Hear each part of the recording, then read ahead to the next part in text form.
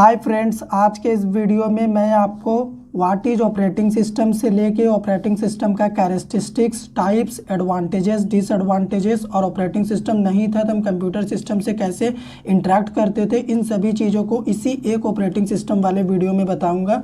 तो सबसे पहले ऑपरेटिंग सिस्टम क्या होता है, मैं डेफिनेशन से स्टार्ट कर रहा हूँ। Operating system is a collection of set of programmes.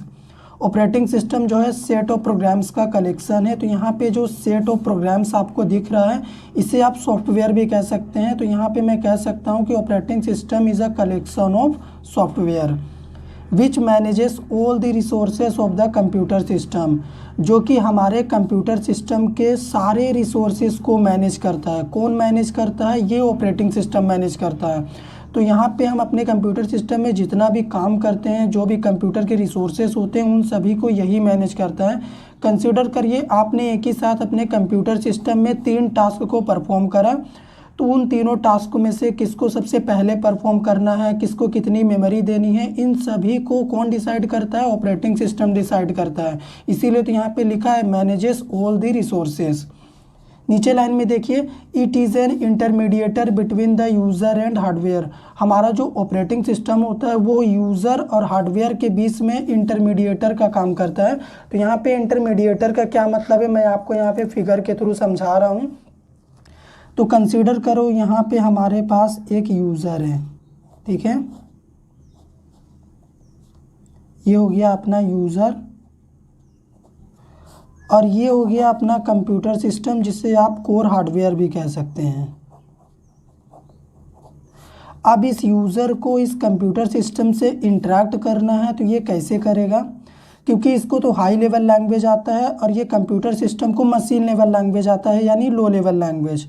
तो ये इससे इंटरेक्ट नहीं कर सकता। तो जब ऑपरेटिंग सिस्टम नहीं था तो इस यूज़र को क्या करना पड़ता था? इंटरेक्ट करने के लिए लंबे लंबे कमांड्स याद करने पड़ते थे, जो कि लो लेवल में होते थे, यानी मशीन लेवल लैंग्वेज में होते थे, इसको समझने के लिए, जो इसको समझ में आता था। तो उन कमांड्स को इस यूज़र के लिए याद करना काफ़ी मुश्किल होता था। तो इससे इंटरेक्ट वो काफ़ी कम कर पाता था और ना के बराबर होता था इंटरेक्शन। लेकिन जब हमारा ऑपरेटिंग सिस्टम आ गया, तो ऑपरेटिंग सिस्टम के आने से क्या हो गया कि ऑपरेटिंग सिस्टम आप भी जानते हो हमें GUI स्क्रीन प्रोवाइड करता है, जहाँ पे आप एक क्लिक में फाइल क्रिएट कर सकते हो, फोल्डर बना सकते हो, किसी भी काम को बहुत ही आसानी से कर सकते हो।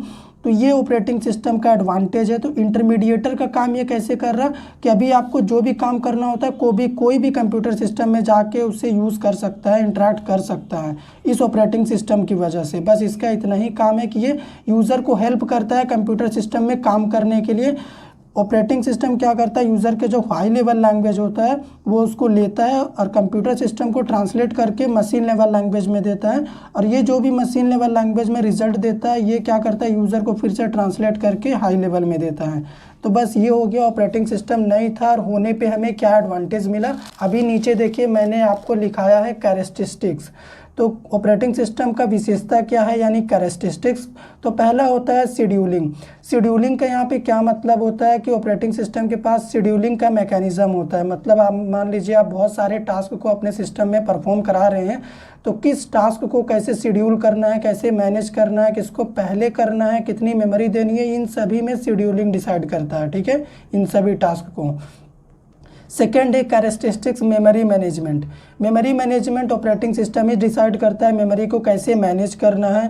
थर्ड देखिए सिक्योरिटी।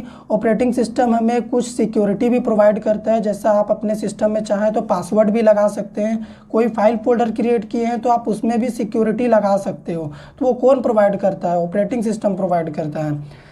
फोर्थ में हमने लिखा है इंटरेक्ट विथ डिफरेंट सॉफ्टवेयर। हमारा जो ऑपरेटिंग सिस्टम है वो अलग अलग सॉफ्टवेयर के साथ इंटरेक्ट हो जाता है। मान लीजिए आपको कुछ काम करना है, आप कोई सॉफ्टवेयर इंस्टॉल करना चाहते हैं, तो आप हमारे ऑपरेटिंग सिस्टम का यूज़ करके उस सॉफ्टवेयर को अपने सिस्टम में इंस्टॉल करके यूज़ कर सकते हैं। तो ऑपरेटिंग सिस्टम बहुत जल्दी इंटरेक्ट कर लेता है उस सॉफ्टवेयर के साथ जिसे आपने इंस्टॉल करा। फिफ्थ नंबर पे है डिवाइस मैनेजमेंट। डिवाइस को भी यही मैनेज करता है, ऑपरेटिंग सिस्टम भी कैसे हैंडल करना है, हार्डवेयर सॉफ्टवेयर इन सभी को यही मैनेज करता है।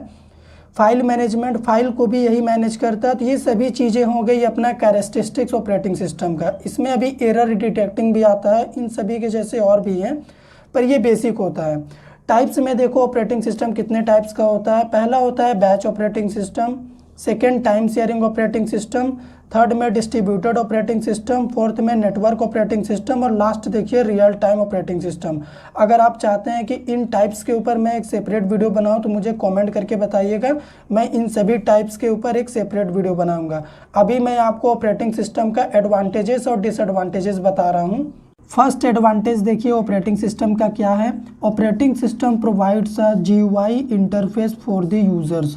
ऑपरेटिंग सिस्टम जो होता है यूज़र्स के लिए यानी हमारे लिए GUI इंटरफेस प्रोवाइड करता है, यानी graphical user interface in the form of menu, icons and buttons. आप देखते होंगे एकदम नीचे कॉर्नर साइड में आपको एक मेन्यू बार मिलता होगा, उसमें जब आप क्लिक करेंगे तो कंप्यूटर सिस्टम के सारे फीचर्स को आप वहां से एक्सेस कर सकते हो, यूज़ कर सकते हो, समझ सकते हो। आइकन्स होते हैं आपके GUI स्क्रीन में, अगर आप उनमें क्लिक करेंगे तो वो वर्क करेंगे। एंड बटन्स होते हैं, ये हमारा GUI का पार्ट होता है। तो मेन एडवांटेज होता है ऑपरेटिंग सिस्टम का यही कि ये हमें GUI इंटरफेस प्रोवाइड करता है ताकि हम आसानी से काम कर सके कंप्यूटर सिस्टम में। सेकेंड एडवांटेज क्या है, operating system also allow us to sharing the resources with other users. अगर आप किसी दूसरे यूज़र्स के साथ अपने रिसोर्सेज को शेयर करना चाहते हैं, डेटा को शेयर करना चाहते हैं तो आप कर सकते हैं। इवन आप डिफरेंट ऑपरेटिंग सिस्टम में भी कर सकते हैं। मान लीजिए आपके कंप्यूटर सिस्टम में कोई डेटा है तो आप अपने एंड्रॉयड मोबाइल में भी ले सकते हैं। थर्ड पॉइंट देखिए क्या है, it helps user to understand the functions of a computer. Operating system क्या करता है, यूज़र को हेल्प करता है कंप्यूटर के बेसिक फंक्शंस को अंडरस्टैंड करने के लिए, यानी समझने के लिए। आप चाहें तो कंप्यूटर सिस्टम का फंक्शन को ही कंप्यूटर सिस्टम में ही समझ सकते हैं, किसकी मदद से, ऑपरेटिंग सिस्टम की मदद से। फोर्थ पॉइंट में हमारा देखिए हमने क्या लिखा है, it is very easy to use. Operating system को यूज़ करना बहुत ही इजी है। क्यों ईजी है, क्योंकि हमारा फर्स्ट पॉइंट में ही हमने बताया ऑपरेटिंग सिस्टम हमें GUI इंटरफेस प्रोवाइड करता है, यानी ग्राफिकल यूज़र इंटरफेस, उसमें काम करना बहुत आसान होता है। लास्ट पॉइंट एडवांटेज का देखिए, it can be easily updated. Operating system को अपडेट करना काफ़ी ज़्यादा आसान होता है। आजकल तो ये अपने आप भी अपडेट होने लगते हैं। आपको अगर अपने आप नहीं करवाना होता तो आपको फोर्सली जाके वहाँ पे डिसेबल करना होता है अपडेट के फीचर को। डिसएडवांटेज क्या है ऑपरेटिंग सिस्टम का, if the operating system is corrupted then it will affect entire system. अगर आपका ऑपरेटिंग सिस्टम करप्ट हो गया तो आपका एंटायर सिस्टम अफेक्ट कर जाएगा and the computer system will not work. आपका कंप्यूटर काम नहीं करेगा, ये मेन डिसएडवांटेज है इसका। सेकंड क्या है, only some task run at a time. आप अपने ऑपरेटिंग सिस्टम में केवल कुछ काम को ही एक साथ कर सकते हैं, यानी मल्टीटास्किंग तो आप कर सकते हैं, लेकिन ऑपरेटिंग सिस्टम में करने के लिए हज़ारों काम है, लेकिन उन हज़ारों में से आप 10-20 काम को ही एक साथ कर सकते हो, सभी को नहीं कर सकते। तो इस वीडियो में मैंने आपको बताया कि ऑपरेटिंग सिस्टम क्या होता है, उसका फीचर्स क्या है, कैरेक्टरिस्टिक्स, एडवांटेजेस, डिसएडवांटेजेस। अगर आपको वीडियो सच में पसंद आया हो, अच्छा लगा हो तो हमारे वीडियो को लाइक करिए, शेयर करिए, चैनल पे नए हैं सब्सक्राइब कर दीजिए।